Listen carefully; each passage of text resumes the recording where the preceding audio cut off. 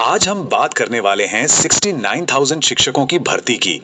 एक ऐसा वादा जो हजारों परिवारों के लिए उम्मीद की किरण बना, लेकिन फिर सालों तक कानूनी उलझनों में ऐसा फंसा कि आज तक नहीं निकल पाया।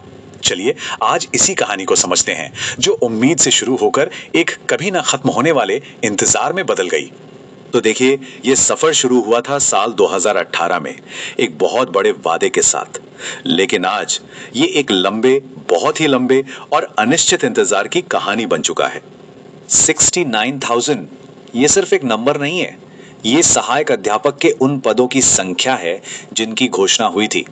और इस एक घोषणा ने ना पूरे क्षेत्र के लाखों घरों में उम्मीद की एक नई लहर दौड़ा दी थी। तो चलिए सबसे पहले ये समझते हैं कि ये सब शुरू कैसे हुआ था, वो शुरुआती उत्साह कैसा था और लोगों ने क्या-क्या उम्मीदें लगा रखी थी। समझिए, ये सिर्फ एक नौकरी का आवेदन नहीं था, लोगों के लिए ये उनकी जिंदगी बदलने का मौका था। किसी ने कर्ज लेके फॉर्म भरा, तो किसी ने अपने बूढ़े माता पिता से वादा कर दिया कि बस अब नौकरी पक्की है, सारे दुख दूर हो जाएंगे। ये एक स्थिर भविष्य का सपना था। लेकिन फिर उम्मीदों से भरा यह सफर बहुत जल्द ही कानूनी दांव-पेच में उलझ कर रह गया। और यहीं आकर मामला एकदम से फंस गया। एक तरफ इलाहाबाद हाई कोर्ट ने कहा कि आरक्षण नीति में गड़बड़ी है, इसलिए मेरिट लिस्ट को दोबारा बनाया जाए। तो दूसरी तरफ सुप्रीम कोर्ट ने एक लाइन का आदेश दे दिया, यथास्थिति बनाए रखी जाए, मतलब जो जैसा है वैसा ही रोक दो। और बस सुप्रीम कोर्ट के उस एक आदेश ने 69,000 लोगों की जिंदगी, उनकी उम्मीदें, सब कुछ एक झटके में अनिश्चित काल के लिए रोक दिया। और इसके बाद शुरू हुआ एक ऐसा सिलसिला जो आज तक चल रहा है। हर सुनवाई से पहले एक उम्मीद जगती है कि शायद इस बार कुछ होगा, और हर बार एक नई अगली तारीख के साथ वो उम्मीद वहीं टूट जाती है। अब अदालती तारीखों और फाइलों के पीछे जो असली कहानियां हैं, वो हैं संघर्ष की, त्याग की और एक भारी भावनात्मक बोझ की। सोचिए, कुछ लोगों ने तो इस भर्ती के लिए, इस केस को लड़ने के लिए अपनी मौजूदा नौकरी तक दांव पे लगा दी। कुछ लोग और आगे बढ़ गए, उन्होंने इस कानूनी लड़ाई को जारी रखने के लिए अपना घर तक बेच दिया। और ये सिर्फ एक आर्थिक लड़ाई नहीं थी, ये एक भावनात्मक बोझ भी बन गया।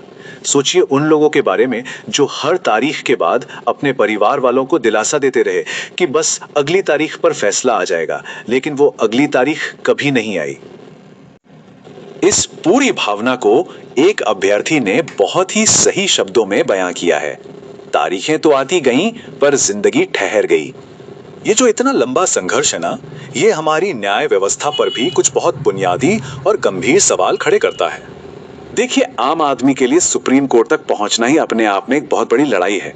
हर एक कागज का खर्च, फाइल की हर कॉपी का खर्च और फिर वकीलों की भारी भरकम फीस, हर कदम पर एक बहुत बड़ी कीमत चुकानी पड़ती है। तो सवाल ये उठता है, जो ये अभ्यर्थी भी पूछ रहे हैं, कि क्या हमारा न्याय का सिस्टम इतना ज्यादा व्यस्त हो गया है कि उसके पास देश के बेरोजगार युवाओं की आवाज सुनने का वक्त ही नहीं है? या फिर एक और कड़वा सवाल, क्या अब न्याय मिलना भी इस बात पर निर्भर हो गया है कि किसी की आर्थिक क्षमता कितनी है? क्या जिसके पास पैसा है उसे ही न्याय मिलेगा? और अंत में शायद सबसे बड़ा सवाल, क्या इस पूरी प्रक्रिया में जो एक मानवीय पहलू होना चाहिए वो कहीं खो गया है? क्या सिस्टम ने अपनी संवेदना ही खो दी है? इन सभी सवालों और सालों के लंबे इंतजार के बीच अब ये पूरी कहानी एक ही तारीख पर आकर टिक गई है, 18 नवंबर 2025।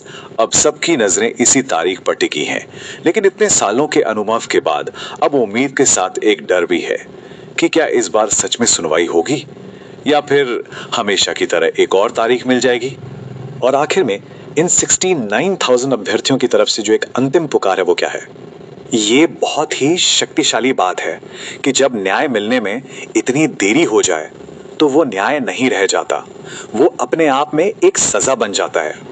ये वही बात है जो एक सार्वभौमिक कानूनी सिद्धांत भी है, justice delayed is justice denied, यानी न्याय में देरी का मतलब है न्याय से ही इनकार कर देना। ये आवाज है उन 69,000 अभ्यर्थियों की, उन 69,000 परिवारों की, और सवाल बस एक ही है कि इस आवाज को आखिर कब सुना जाएगा।